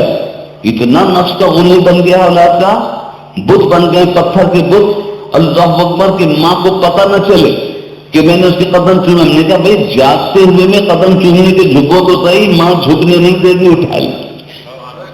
مقصد تو ماں کو راضی کرنا ہے، مقصد تو باپ کو راضی کرنا ہے. باپ کا ذکر، باپ کا کیا ذکر ہے؟ باپ کے قدم کون چومے؟ باپ کے پاؤں تو ٹیڑھے میڑے، باپ سے تو کراہت آتی ہے، باپ سے تو بیٹا ہاتھ نہیں ملاتا اس دور میں، باپ سے عید میں گلے نہیں ملتے بیٹے. صبح شام دوستوں کے کاندھوں پہ ہاتھ رکھنے والے، اگر آج میں کہوں باپ سے گلے ملو، کتنے نوجوان جا کے باپ سے گلے ملے، باپ کے قدموں میں جھکے. اللہ اکبر. باپ سے کراہت آتی ہے، پسینے کی بو آتی ہے. جس کے پسینے کا صدقہ تمہارا وجود ہے لوگوں، تمہارا یہ وجود، تمہارا یہ جسم، آئینہ دیکھنے والوں، بار بار سارا دن آئینہ دیکھنے والوں، تم کو پتا ہے یہ تمہارا وجود تمہارے باپ کے پسینے کے قطرے کا صدقہ ہے. وہ کیا اپنے زمانے کے راہب کے پاس کہ میں نے یہ جرم کیا ہے 99، آج بھی عیسائی جا کے پادری کے پاس، فادر کے پاس جا کے اعتراف کرتے ہیں میں نے یہ جرم کیا ہے، اب کیسے معاف ہوگا؟ وہ کہتا ہے $500 دے دو، معاف کروا دوں. عیسائیوں کے تو یہ ہے نا کہ پادری کے پاس جا کے، فادر کے پاس جا کے کنفیس کرنا پڑتا ہے، خود بولنا پڑتا ہے یہ جرم کیا، تو اس کو سارا جرم سناؤ، پھر اس کی مرضی ہے جو بھی تم پہ جرمانہ کرے پھر وہ بخشوائے گا. نعوذ باللہ.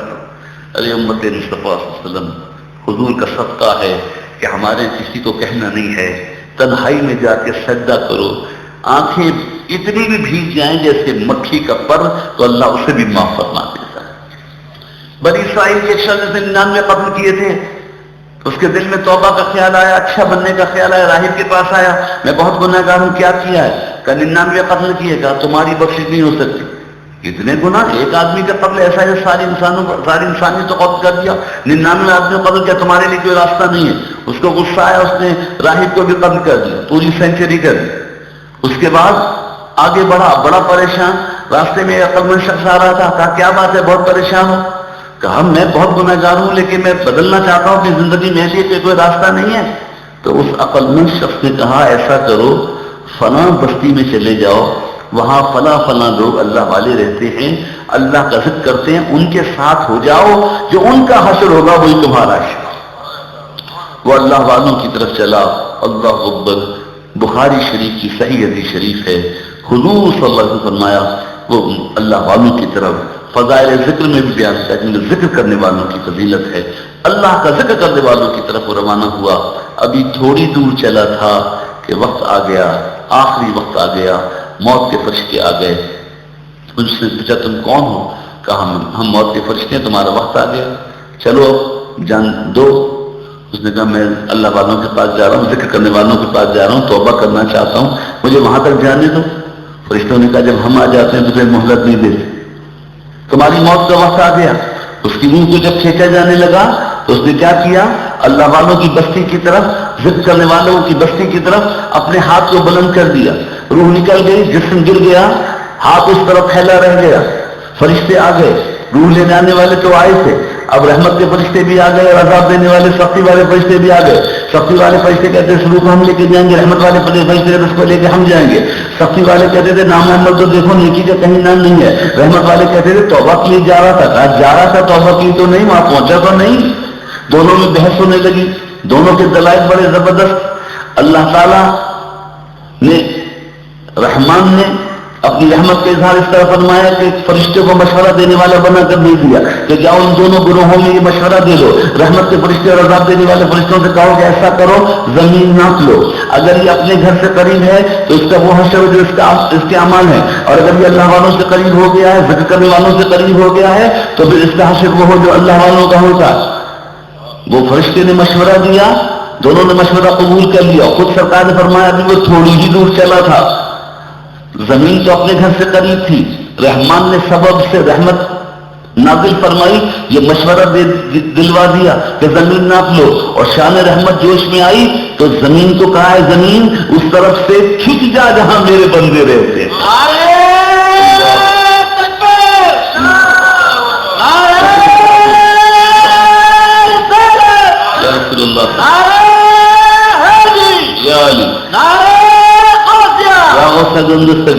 اللہ نے زمین کو حکم دیا زمین اپنی تنابیں کھینچ لے، اس طرف سے سمٹ جا جہاں میرا ذکر کرنے والے رہتے ہیں۔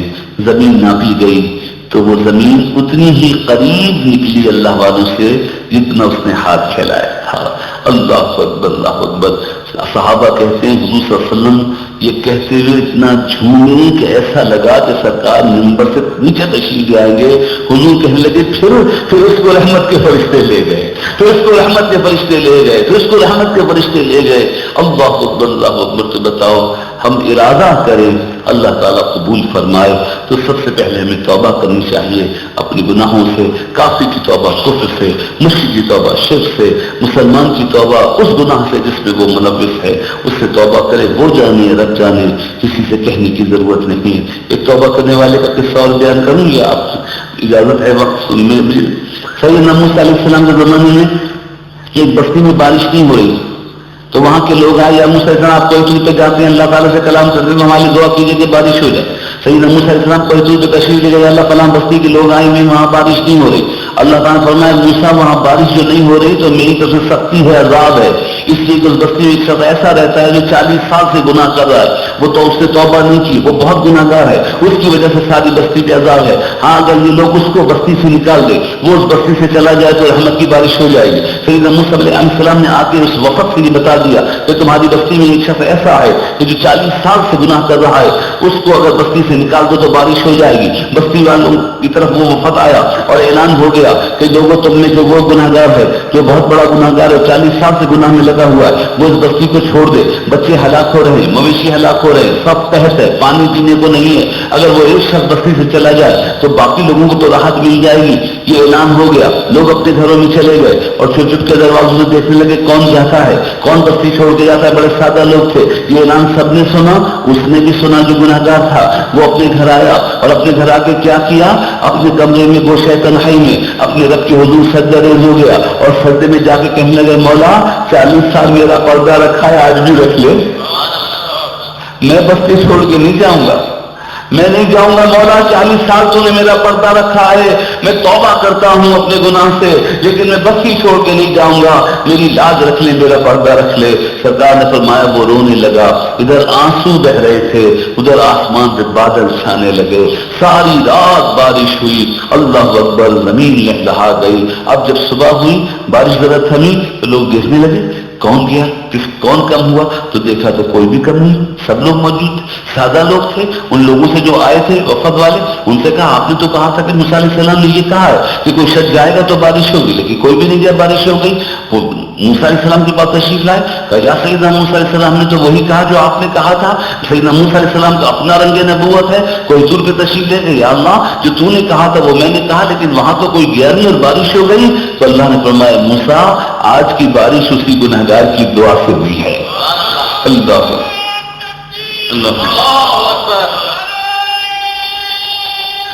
یا رسول اللہ صلی اللہ علیہ وسلم۔ تو دوستو اور ساتھیو، وہ ایسا غفور و رحیم ہے کہ گناہگار کی توبہ قبول فرماتا ہے، اچھا بنا دیتا ہے، اپنا دوست بنا، معافی نہیں کرتا، گلے سے لگا لیتا ہے۔ ہم نے تو قرآن شریف میں دیکھا کہ جہاں غفور فرمایا، اگر کوئی حافظ ہو تو بتائیے گا، اور میں نے تو کہیں نہیں دیکھا کہ کہیں غفور تنہا فرمایا ہو۔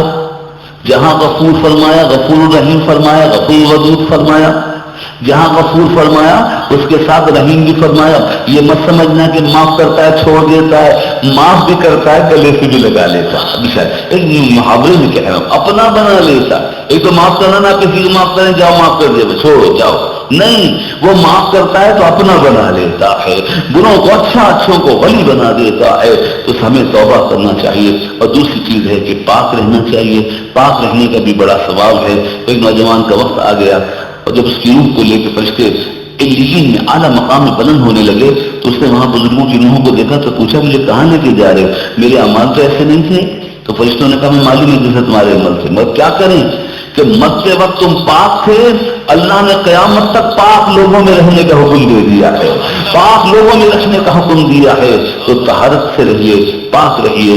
اور تیسری چیز نماز ہے. اول نماز ہے، آخر نماز ہے. دوستو ساتھیوں، یہ تینوں چیزیں ہیں ساتھ ہی، توبہ، طہارت اور نماز. اگر ان تین چیزوں کا آپ ارادہ کر لیں تو آپ ہی نہیں کیا جب آپ کی وجہ سے ہماری بھی مغفرت کا سبب ہو جائے. اور نماز میں سب کچھ ہے. نماز میں قرآن ہے، نماز میں صلاۃ و سلام ہے، نماز میں درود ہے. ماں باپ کے لیے میری نصیحت کی ہے بچوں، خیال رکھنا ماں کے قدموں کے نیچے جنت ہے، ماں کے پاؤں کے نیچے جنت ہے. جس کا جی چاہے کہ جنت کی چوکھٹ چومے، آپ سے کہتا ہوں آپ جائیں اور ماں کے قدموں کو چومیں گے.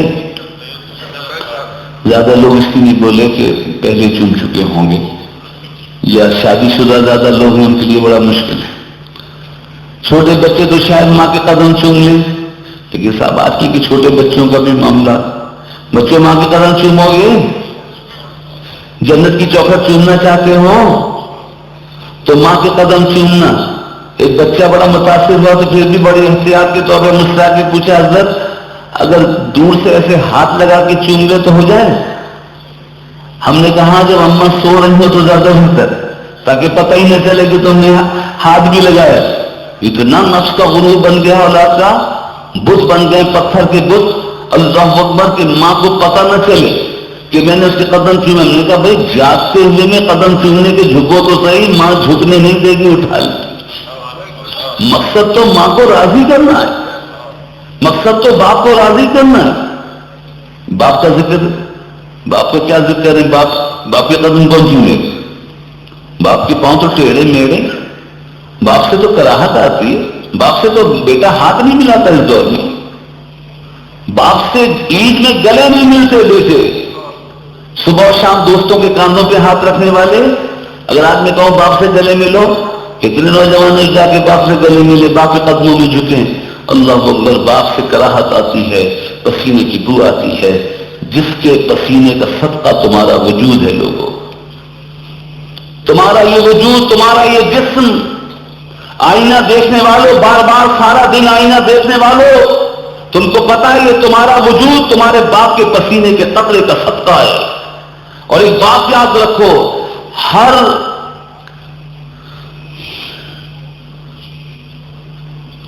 ایک چیز ہوتی اصل، ایک چیز ہوتی فرع عین سے.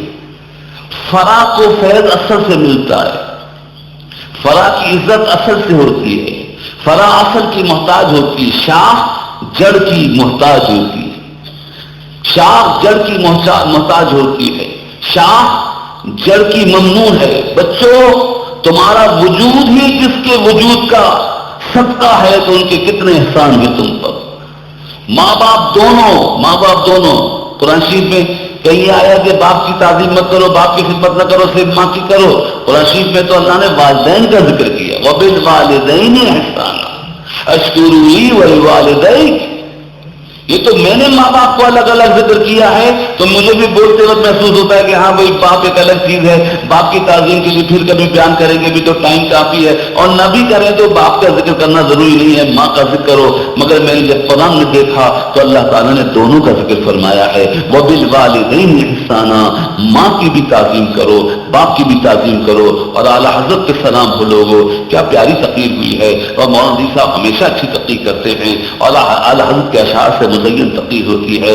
آئیے دوستو ساتھیو، مشکل سوال اعلیٰ حضرت سے کیا کسی نے، کتنا پیارا جواب دیا.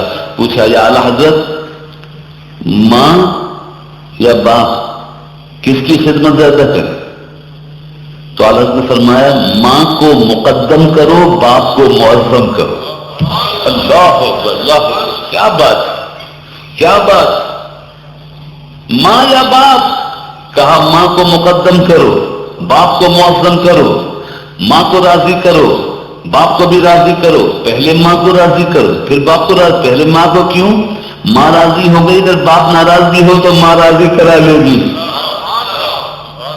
ماں کو مقدم کرو، باپ کو معظم کرو، اور باپ کی تعظیم زیادہ کرو، باپ کے سامنے زیادہ باادب رہو، کیوں؟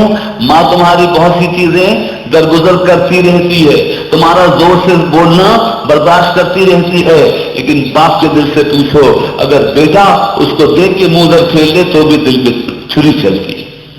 اگر باپ سے بیٹا زور سے آواز سے بات کرے گا تو پہلا جملہ ہی اس کے دل کے ٹکڑے کر دے گا۔ آج کا باپ اس کے دل کو نکال کے دیکھو تو جتنے زخم ہیں اولاد کے لگائے گئے، آج ماں باپ کے سینے میں جتنے زخم ہیں سب اولاد کے لگائے ہوئے ہیں۔ اللہ بخشیے، تھوڑا سا آپ کا وقت لے رہا ہوں، شاید کچھ زخم بھر جائیں۔ اور الحمدللہ مجھے بڑی خوشی ہوتی ہے، ایک تقریر کے بعد ایک صاحب جو انڈیا سے آئے تھے، 20 سال 25 سال ہو گئے، واپس ماں باپ کے پاس نہیں گئے تھے، ہمارے دل سے اٹھے روتے ہوئے، پہلا کام یہ کیا پاسپورٹ بنایا اور ماں باپ کی خدمت میں حاضر ہو کر آیا۔ اللہ اکبر، ماں باپ زندہ ہوں اور اولاد ان کے قدم نہ چومے، ان کو راضی کر کے۔ سرکار نے کبھی بد دعا نہیں دی ہے، لیکن ایک دفعہ حضور صلی اللہ علیہ وسلم نے کبھی بد دعا نہیں دی ہے کہ خود بد دعا دی بھی نہیں، بد دعا تو جبریل علیہ السلام نے دی، حضور نے آمین فرما دی۔ کب؟ جب سرکار ممبر پہ تشریف لائے، قدم رکھا، حضور نے فرمایا آمین، دوسرا قدم رکھا آمین، پھر جب تشریف فرما ہوئے کہا آمین۔ صحابہ کرام نے پوچھا یا رسول اللہ صلی اللہ علیہ وسلم آج آپ نے 3 مرتبہ جو آمین کہی کس دعا پہ کہی؟ فرمایا میں نے دعا نہیں کی تھی، جبریل علیہ السلام بد دعا دے رہے تھے، میں نے ان پر آمین کہی۔ یا رسول اللہ وہ کیا بد دعائیں ہیں؟ سرکار نے فرمایا جب میں نے پہلا قدم رکھا تو جبریل علیہ السلام فرمایا کہ جو ماں باپ کو پائے اور ان کی خدمت کر کے رب کو راضی نہ کر لے وہ ہلاک ہو جائے۔ تو میں نے کہا آمین، واقعی وہ اولاد ہلاک ہو جائے کہ جو ماں باپ کو پائے اور ان کی خدمت کر کے ان کو راضی نہ کرے۔ جب میں نے دوسرا قدم رکھا تو جبریل علیہ السلام فرمایا یا رسول اللہ صلی اللہ علیہ وسلم وہ شخص ہلاک ہو جائے جو رمضان کا مہینہ پائے اور رب کو راضی نہ کر لے، رمضان کا مہینہ پائے رب کو راضی نہ کر لے۔ سرکار جب تشریف فرما ہوئے، جبریل علیہ السلام نے کہا یا رسول اللہ صلی اللہ علیہ وسلم وہ شخص ہلاک ہو جائے جس کے سامنے آپ کا نام لیا جائے اور درود نہ پڑھے۔ درود شریف اللہم صلی علی سیدنا محمد وعلی آل سیدنا محمد بیاد کل شمال ملت رب ارنی بجمالک یا رسول اللہ یا رسول اللہ صلی اللہ علیہ وسلم۔ تو دوستو والدین کا خیال رکھو، آج اس میں پھر سے اٹھ کر ماں باپ کو راضی کر لو، ان سے معافی مانگ لو۔ ماں ہو کہ باپ ہو، کسی کی بھی ناراضگی تمہیں پھلنے پھولنے نہیں دے گی۔ اللہ اکبر، ماں کو بھی راضی کرو، باپ کو بھی راضی کرو۔ ہاں ماں باپ سے یہ کہتا ہوں کہ اللہ کے واسطے اولاد کے حق کو پہچانیں۔ زندگی بڑی مشکل ہو گئی ہے، اسے رشتوں کی آزمائش میں زیادہ نہ ڈالیں۔ جس کو آپ نے اسی کی خوشی کے لیے، اپنی خوشی کے لیے اگر کسی کی بیٹی کو لے کر آئی ہیں تو اس کو بھی اس کے ساتھ بھی حسن سلوک کیجیے۔ بہو کا خیال رکھیے، بہو کا خیال رکھیے۔ اکثر گھروں میں ناچاقی، اکثر رشتوں میں جو دراریں پڑتی ہیں وہ بہو کے بعد آنے کی بات کرتی ہیں۔ بیٹے کی غلطی ہے تو وہ معافی مانگے۔ اگر ماں باپ کہیں، اگر بس ایک مثال دیتا ہوں کہ اکثر خواتین کہتی ہیں کہ بیٹا بہت بدل گیا ہے، جب سے شادی ہوئی ہے بدل گیا ہے، میں کیا کروں اتنا وقت نہیں ہے کہ بیٹوں کو سمجھاؤں کہ شادی کے بعد، ایک نکاح کے بعد رویے رشتوں کے بالکل بدل جاتے ہیں۔ جب تک تم شادی شدہ نہیں ہوتے ہو سب تمہیں گوارا کرتے رہتے ہیں، تمہاری برائی کی پردہ ڈالتے رہتے ہیں، رات کو دیر سے بھی آؤ تو ماں چھپا لیتی ہے، لیکن شادی کے بعد اگر تم گھر میں آئے اور براہ راست اپنی بیوی کے پاس گئے تو بھی ماں کو محسوس ہوگا۔ ان باتوں کے لیے کہاں سے وقت لائیں کہ تم کو یہ آداب سکھائیں کہ پہلے کی بات اور تھی، شادی کے بعد گھر آؤ تو پہلے ماں کو سلام کرو، پہلے باپ کے پاس حاضر ہو جاؤ، بیوی کے پاس تو جانا ہی ہے، لیکن ذرا سا یہ خیال رکھ لو گے تو گھر میں محبت کے پھول کھلیں گے۔ اور اگر تم نے بظاہر خیال نہ کیا، دل میں کوئی بات نہ سوچی، لیکن تمہارے رویوں سے دل ٹوٹیں گے۔ وہ بہنیں جو تمہاری پردہ پوشی کرتی ہیں، تمہاری حمایت کرتی ہیں، شادی کے بعد تمہارے رویے کو دیکھتی ہیں کہ اب اس کا رویہ کیسا ہے، اب اس کا رویہ کیسا ہے، دل ٹوٹتے ہیں۔ لوگ کہتے ہیں حضرت تعبیر دیجیے گا، کیا ہوا؟ بیٹا شادی کے بعد بالکل بدل کے رہ گیا ہے۔ کیا سبب؟ وہ بیوی کا ہو کے رہ گیا۔ تو ہم کہتے ہیں آپ کی بیٹی ہے؟ یہاں بیٹی شادی ہوگی، شادی الحمدللہ. داماد کیسا ہے؟ کہ داماد تو ماشاءاللہ ایسا ملا ہے کہ پاؤں دھو دھو کے پی رہا ہے. اپنی بیٹی کے لیے یہ خواہش کہ داماد تمہاری بیٹی کا پاؤں دھوئے، اور تمہارا بیٹا اگر اپنی بیوی سے ذرا جا کے کمرے میں بات کرنے لگے تو ماں باپ کو شکایت خسر کسر ہو رہی، ساری گھر کی شکایت لگاتی ہے رات کو. ارے بھی بیوی شوہر سے بات نہیں کرے گی تو کس سے بات کرے؟ اگر بیوی اپنی بات شوہر سے کر رہی ہے تو ماں کو اعتراض نہیں ہونا چاہیے. میں کہتا ہوں دن کو ایسی باتیں کی ہیں کہ رات کو تم کو شک ہو کہ سارا قصہ بیان ہو رہا ہے. خیال کرو رشتوں کا. جیسے تمہاری بیٹی ہے ویسے تمہاری بہو بھی کسی کی بیٹی ہے. اللہ اکبر اللہ اکبر. دوستوں ساتھیوں سچی بات یہ ہے اگر گھر میں سکون ہوگا تو باہر بھی سکون ہوگا. بلکہ میں تو کہتا ہوں نماز میں بھی وہ اچھا ہوگا جو نماز کے باہر اچھا ہوگا. جب تک نماز کے باہر کا آدمی نہیں بدلتا نماز کے اندر آ کے کیسے بدلے گا؟ ہمیں توبہ کرنا چاہیے اور یہ دیکھنا چاہیے جہاں جو کمی ہو. اگر ماں باپ کو بھی اولاد کا حق ادا کرنا چاہیے. کتنے اولاد کے حقوق ہیں، ساری رات گزر جائے گی بات اپنے صرف جملے میں عرض کرتا ہوں. اولاد کا حق ماں باپ توجہ سے سن لیں. اولاد کا کیا حق ہے؟ پہلے ماں باپ کا حق شروع ہوتا ہے کہ اولاد کا حق شروع ہوتا ہے؟ بچے بولو. ماں باپ کا پہلے اولاد کا حق ہے، پھر ماں باپ کا حق ہے. اولاد کو ماں باپ کا حق جب جانے گی جب وہ دنیا میں آئے گی، لیکن اولاد کا حق اس وقت سے شروع ہو جاتا ہے جب سے وہ دنیا میں نہیں آئی ہوتی. کیسے؟ جس وقت رشتہ ڈھونڈنے جاتے ہیں نا، اس وقت رشتہ تلاش کرتے وقت آپ تو سوچتے ہی ہوں گے کہ ایسی جگہ رشتہ کروں، ایسی دلہن لاؤں کہ دیندار ہو، نمازی پرہیزگار ہو، تاکہ جو اولاد ہو وہ دیندار ہو. اولاد کا حق اس وقت سے شروع ہوتا ہے جب آپ رشتہ تلاش کرتے. اور اگر لڑکوں، نوجوانوں، تم نے بازاروں میں گھوما اور چھتوں پہ دیکھا تو یاد رکھنا ایک دن تمہاری بیٹی بھی چھت پہ کھڑی ہوگی. درخت کا سر بیج کا سر درخت میں ہوتا ہے. تو جب اپنی بیٹی کی بات آتی ہے نا تو بڑے بڑوں کو پسینہ آ جاتا ہے. اس لیے کہ تم نے اولاد کا حق نہیں پہچانا تھا. جب رشتے کی طلب ہوتی ہے تو اس وقت جو دیندار رشتہ تلاش کرتا ہے تو دلہن بھی رشتے دار دیندار آتی ہے اور اولاد بھی دیندار ہوتی ہے. جس وقت تم رشتہ تلاش کرتے ہو لالچ کا بیج تو اس دن بویا جاتا ہے کہ تم یہ دیکھتے ہو. یہ بچوں کی چوری کی بات کی ہے، کیسے بچے چور بن گئے؟ بچے تو پیارے تھے، بچے تو بے خطا تھے، بچے تو اپنے معنوں میں معصوم تھے. لیکن ہوا یہ کہ جس وقت تم نے رشتہ کیا تم نے لالچ کی سامان کہاں سے ملے گا، جہیز کہاں سے ملے گا، پیسے کہاں سے ملیں گے. تو جب تم نے شادی کے وقت پیسہ ذہن میں رکھا تو جب اثر منتقل ہوا تو لالچ ان کے سینے میں منتقل ہوئی. باپ نے ایک سیب کی بخشش مانگنے کے لیے باپ کی خدمت کی اور ایک شرط پر بظاہر معذور دلہن سے شادی کی، لیکن وہ دلہن آفتاب و ماہتاب کی وقت نہیں ہے نا. شیخ ابو صالح نے سیب کھا لیا تھا. عبداللہ شیخ عبداللہ سوامی کے پاس گئے کہ بخش دیجیے میں نے ایک سیب آپ کے باپ کا کھا لیا ہے. دیکھا ایسا ہونا ہے نوجوان، ایسا صالح نوجوان، فرمایا میں نہیں معاف کروں گا جب تک 10 سال میرے باپ کی خدمت نہیں کرو گے. 10 سال یا 12 سال باپ کی خدمت کی گالتا بھی جاؤ. ایک شرط اور ہے کہ میری بیٹی ہے، آنکھوں سے اندھی ہے، ہاتھوں سے معذور ہے، گونگی ہے، اس سے شادی کرنی ہوگی. کہ حضرت منظور ہے. شادی ہوئی. جب حجرہ رسول میں گئے تو آفتاب و ماہتاب سبحان اللہ اس کو جمال کا پہ کر واپس آ گئے. اپنے سسر سے جا کے کہا حضرت پہ غلط فہمی ہو گئی ہے، آپ نے جو کہا تھا کہ وہ آنکھوں سے اندھی ہے اور معذور ہے وہ تو ماشاءاللہ. کہا بیٹا وہی میری بیٹی ہے لیکن آنکھوں سے معذور اس لیے ہے کہ نامحرم پہ نظر نہیں گئی ہے، پردے کا خیال رکھنے والی ہے.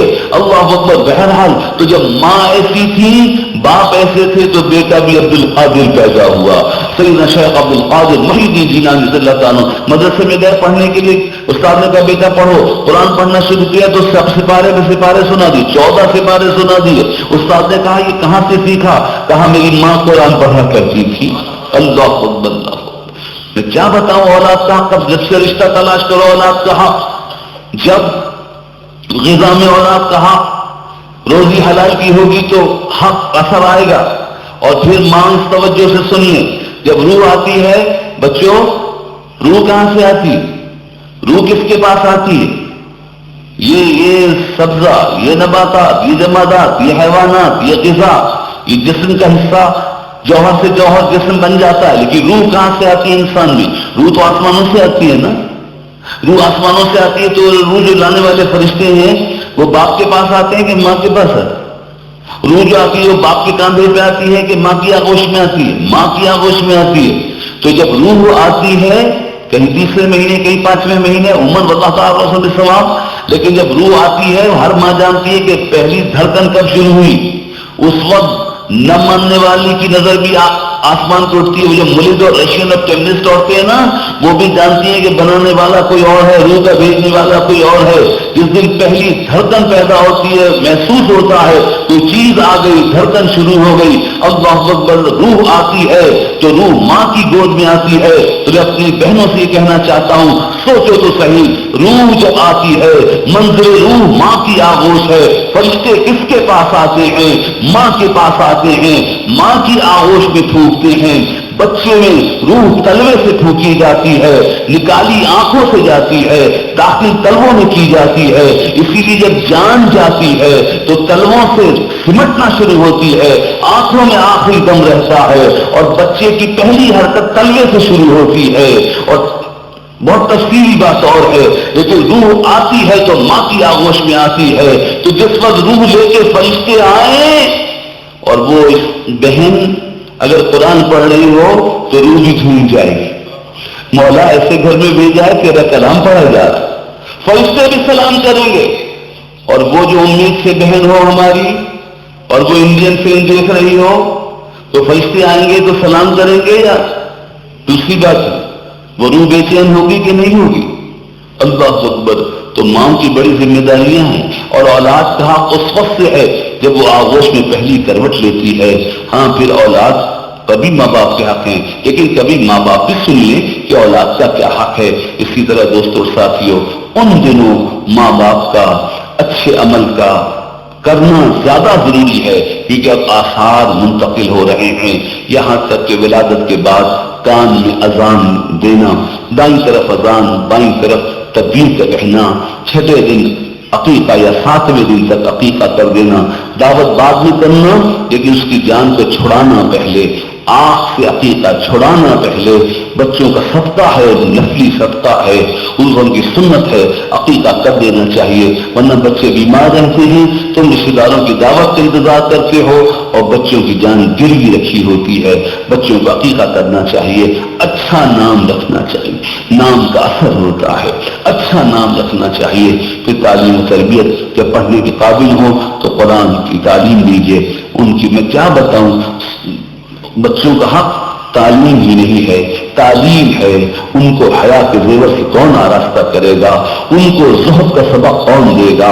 ماں باپ سنو کہ یہ علم، حسن عمل، عبادت، زہد، حیا، قناعت، فضائل زندگی کی، بندگی کی فضیلتیں، بندوں میں اعلیٰ درجے کے جو بندے گزرے ہیں ان کا ذکر بچوں کے سامنے کون کرے گا؟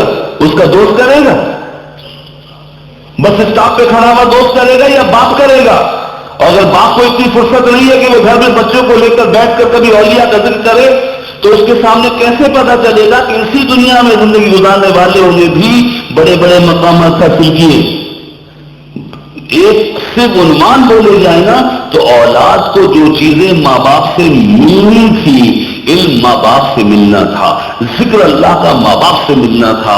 ارے مولوی نے بعد میں سکھایا ہے، اب ہمیں کچھ پڑھنا میری زبان پہ اللہ کا نام میری ماں نے رکھا ہے، مجھے اللہ اللہ کہنا ماں نے سکھایا ہے، مجھے علم کا راستہ میرے باپ نے دیا ہے۔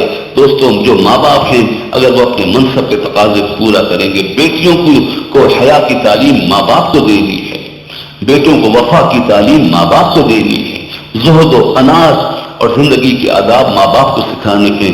لیکن اگر اس زمانے کے ماں باپ ماں کو کھانا پکانے سے فرصت نہیں، باپ کو روزی کمانے سے فرصت نہیں، تو بس اولاد بھی بس روٹی روزی اور اسی بھاگ دوڑ میں زندگی گزار کر چلی جائے گی۔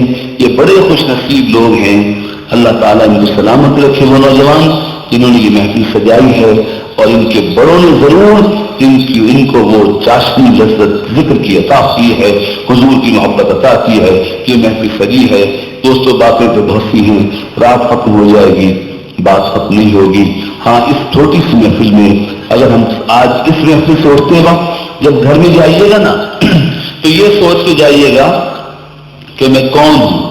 بس اپنی گفتگو کو سمیٹ رہا ہوں، دروازے پہ جب داخل ہونا بچوں، جب اپنے گھر جاؤ تو پوچھنا اپنے آپ سے کہ میں اس گھر کا کون ہوں، میں اس گھر میں کون ہوں۔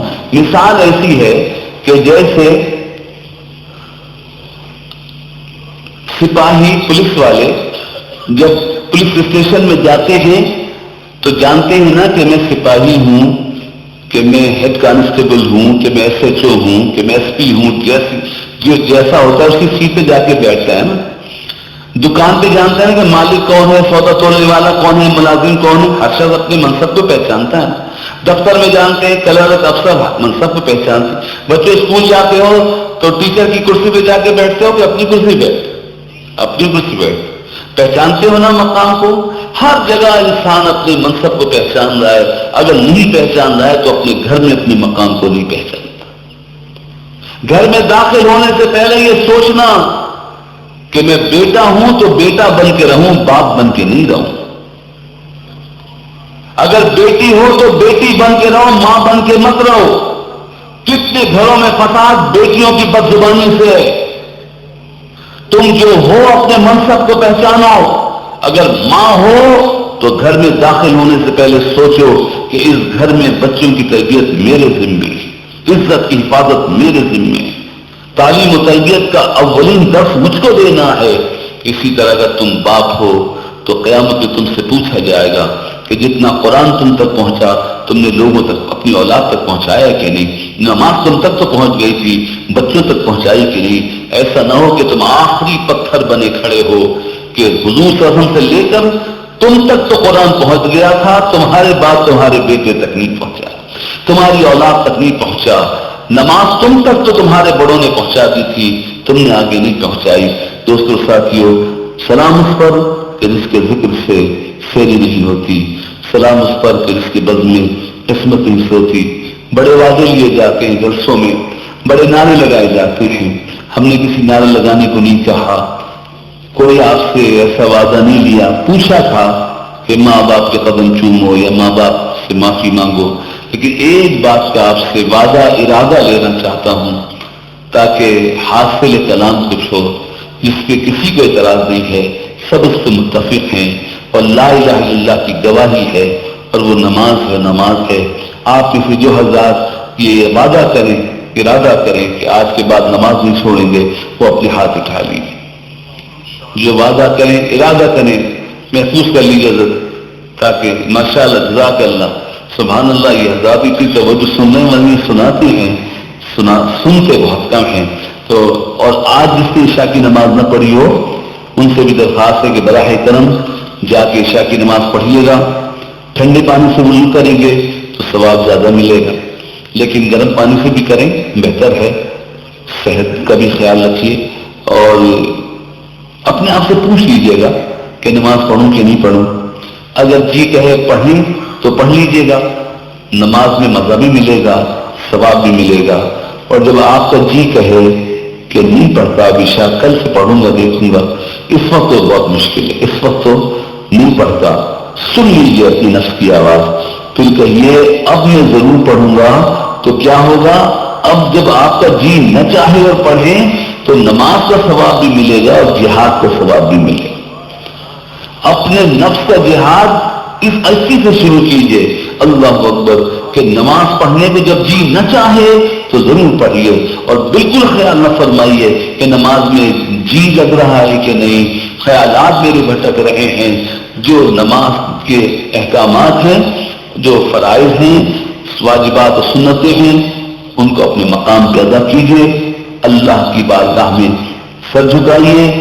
دوستو، یہ ٹریفک پولیس والا جو چوراہے پہ کھڑا ہوا ہاتھ ہلاتا رہتا ہے، اس کا جی لگتا ہے ڈیوٹی میں، اللہ ہی جانے، لیکن اس کو تنخواہ پوری ملتی ہے نا، تو تم اللہ تعالیٰ کو اتنا بھی نہیں مانتے کہ کوئی اس کی بارگاہ میں حاضر ہو جائے اور وہ اس کی اجرت نہ دے۔ اللہ اکبر. تم نماز پڑھو، جی شروع میں نہیں لگتا، آہستہ آہستہ لگتا ہے، آہستہ آہستہ لگتا ہے. اللہ تعالیٰ ہمیں تو اپنی بندگی میں قبول فرمائے. بغاوت سے بچ جاؤ، حاضری ہونی چاہیے. حاضری تو پیش کرو. حضوری تو اصل میں اس کی طرف سے عطا ہوتی، حضوری اپنی طرف سے ہوتی نہیں ہے. اب جو جس قدر معدب حاضری ہوگی اسی قدر آہستہ آہستہ حضوری نصیب ہو جائے گی. لاؤڈ اسپیکر پہ نماز، حضرت اس پہ ایسا ہے کہ میں اتنا بڑا عالم نہیں ہوں، اور کم از کم کیونکہ ہمارا مقصد زیادہ اصلاحی بیان ہوتا ہے، تو کوئی ایسی بات جس پر آپس میں ہی کسی بات پہ اختلاف ہو تو وہ مناسب نہیں ہے. اور ہمارے اکابر جو فرما گئے ہیں وہ حق فرما گئے ہیں، لیکن آنے والے زمانوں میں تحقیق ہوتی رہے گی. اور صرف اتنا عرض کرنا چاہتا ہوں کہ جو لاؤڈ اسپیکر کو مغیر الصوت سمجھتا ہو کہ یہ آواز کو چینج کر دیتا ہے، اعلیٰ حضرت نے جو فتویٰ دیا اور علماء اکرام جو لاؤڈ اسپیکر پہ نماز نہیں پڑھاتے ہیں وہ یہ سمجھتے ہیں یا ان سے یہ بتایا گیا ہے، اس پر انہوں نے فتویٰ دیا کہ یہ آواز کو بدل دیتا ہے. اگر آپ بھی یہ سمجھتے ہیں کہ یہ آواز کو بدل دیتا ہے، زبر کو زیر، زیر کو پیش، یا میری آواز کسی اور کی آواز بن جائے یا کسی اور کی کوئی، تو پھر آپ مت پڑھیے لاؤڈ اسپیکر پہ نماز. لیکن اگر آپ کو یہ پتا ہو کہ لاؤڈ اسپیکر مغیر الصوت نہیں ہے، مکبر الصوت ہے، یہ آواز کو بڑھا دیتا ہے، بدلتا نہیں ہے. آواز کی دنیا میں دو چیزیں ہوتی ہیں، ایک فریکوینسی ہوتی ہے، ایک پچ ہوتی ہے. یہ لوگ پچ کے لیول کو اوپر نیچے کر سکتے ہیں، فریکوینسی کو کیچ کر لیں تو ریسیو کر سکتے ہیں اور ٹرانسمٹ کر سکتے ہیں، وصول کر سکتے ہیں اور نشر کر سکتے ہیں. فریکوینسی کو اگر پہچان لیں، دو باتیں ہوتی ہیں آواز کی دنیا میں، فریکوینسی اینڈ پچ. لیول کو اونچا کر سکتے ہیں، کم کر سکتے ہیں. فریکوینسی سے یہ ہوتا ہے کہ جیسے آپ ریڈیو پہ خبریں سنتے ہیں، جس فریکوینسی سے ٹرانسمیٹر نشر کر رہا ہے اسی فریکوینسی پہ اگر آپ کی سوئی پہنچی، ریشم کے دھاگے پہ مقناطیس کا قطرہ آواز کی اس فریکوینسی والی لہر پہ پہنچا تو اس اسٹیشن کی خبریں آپ سن سکتے ہیں، دوسرے کی نہیں سن. بچوں ٹی وی دیکھتے وقت کوئی پروگرام پسند نہیں آتا ہے تو بچے کے ہاتھ میں چھوٹا سا آلہ ہم نے دیکھا کہ وہ یہاں سے بدلتا ہے تو وہ منظر بدل جاتا ہے، چینل بدل جاتا ہے. کیسے؟ یہ جو ریموٹ کنٹرول ہے، وہ جو پروگرام جس چینل پہ آ رہا ہے اس ٹی وی پہ جس فریکوینسی سے ریسیو ہو رہا ہے، ریموٹ کنٹرول میں وہی فریکوینسی محفوظ کر دی گئی ہے. تو یہاں چینل بند کرتا ہے بچہ تو وہاں بھی بند ہو جاتا ہے. اور یہی اولیاء اللہ کی کرامت کی ایک مثال دیتا ہوں، حقیقت اللہ جانتا ہے کہ اگر اولیاء اللہ منظر کو بدل دیتے ہیں تو وہ اس مقام پہ پہنچ جاتے ہیں کہ وہ جانتے ہیں کہ یہ سارا عالم عالم کبیر ہے اور انسان عالم صغیر ہے. کائنات کی ہر شے کی جو فریکوینسی ہے وہی مختصر کر کے ریموٹ کنٹرول انسان کے ہاتھ میں دے دیا گیا ہے.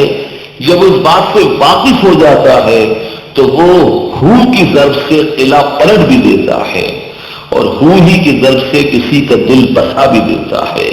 وہ پھر اس کی ہمت باطنی تصور کی. وہ خواجہ غریب نواز کہ مریدوں کو پانی نہیں دیا ساگر سے، فرمایا نا ساگر تو میں ہوں. کہ جاؤ میری چھاگل بھر لاؤ. چھاگل لے کے گئے، جھیل میں ڈالی تو سارا پانی خشک ہو گیا. ہر کل میں جز ہے اور ہر جز میں کل ہے. پانی چھاگل میں آ گیا تو جب معافی مانگی کہا جاؤ یہ چھاگل ڈال دو، واپس جھیل بھر گئی. بچہ جو چینل کو چینج کر دیتا ہے، اس لیے نہیں کہ وہ ٹی وی اسٹیشن کو چینج کر دیتا ہے یا ہوا میں جو پروگرام آ رہا ہے اس کو گڑبڑ کر دیتا ہے، بس وہ جو سامنے منظر ہے نا اس کو بدل دیتا ہے. پروگرام اپنی جگہ آ رہے ہیں، کوئی مثال نہیں ہے، قدرت کا کام اپنی جگہ جاری ہے، لیکن اولیاء اللہ سامنے کا منظر بدل دیتے ہیں. بغیر اسٹیشن پہ اثر انداز ہوئے بغیر ٹی وی کا منظر بدل جاتا ہے. آواز کی بات ہو رہی تھی نا صاحب. آواز میں دو چیزیں ہوتی ہیں، ایک پچ ہوتا ہے اور ایک فریکوینسی ہوتی ہے. فریکوینسی کی وجہ سے آپ صحیح ریسیو کر سکتے ہیں. میں کیا باتیں کروں اور کون کیا سمجھے گا. فریکوینسی بھی بنائی جاتی ہے، رگڑ رگڑ کر ویو بنائی جاتی ہے، اور ہوا میں یہ طاقت ہے کہ وہ آواز کو پہنچا دے، وائبریشن جیسی پیدا ہو ویسی پہنچا دے. اور آواز کی صرف دو وائبریشنز ہیں، ایک یہ آواز ہے، ایک یہ آواز ہے. ایک کو وسط کہتے ہیں، ایک کو سبب کہتے ہیں. جو بھی آپ جملہ بولیں اس میں 4 سبب آئے ہیں. جملہ بولے. لیکن کسی کا نام اگر عثمان ہے تو عثمان 2 آوازیں. لیکن کسی کا نام سرفراز ہے تو یہ جو فرا آیا ہے نا اس کو وسط کہتے ہیں. صرف 2 آوازوں کی فریکوینسی ہے، ایک سبب ہے ایک وسط ہے. تو جس ویو پر جو انجینئر فریکوینسی رگڑ رگڑ کے پیدا کرتا ہے اس کا نمبر مخصوص کر دیا جائے، اس فریکوینسی کو ریسیو کریں گے تو ٹرانسمٹ کر سکیں گے. صوفی بھی اپنے مرید کے نفس کو رگڑتا ہے تو پھر وہ بھی دور تک سنتا ہے، دور تک آواز پہنچاتا ہے. پھر اس کا پیر بھائی دور رہ کر پیر بھائی سے خبر ریسیو کرتا ہے. پھر فاروق اعظم رضی اللہ تعالی مدینے شریف میں رہ کے حضرت ساریہ کو دیکھتے ہیں اور یہاں سے کہتے ہیں یا ساریہ الجبل. اللہ فاروق اعظم کو سلام ہو کہ یہاں سے پکارتے ہیں آواز چلی جاتی ہے. حضرت ساریہ کو سلام ہو جو فارس میں رہ کے سن لیتے ہیں. اللہ یا رسول اللہ صلی اللہ علیہ وسلم. تو بھائی لاؤڈ اسپیکر مغیر الصوت ہے یا مکبر الصوت ہے یہ آپ جانیں اور مولوی صاحب سے پوچھئے. جو عالم ہمارے اس کو آواز بدل دینے والا سمجھتے ہیں انہیں نہیں پڑھنا چاہیے. ہم یہ سمجھتے ہیں کہ یہ آواز بدلتا نہیں ہے، آواز کو بڑھا دیتا ہے، مکبر الصوت ہے. اسی طرح یہ ٹی وی کا کیمرہ یہ صرف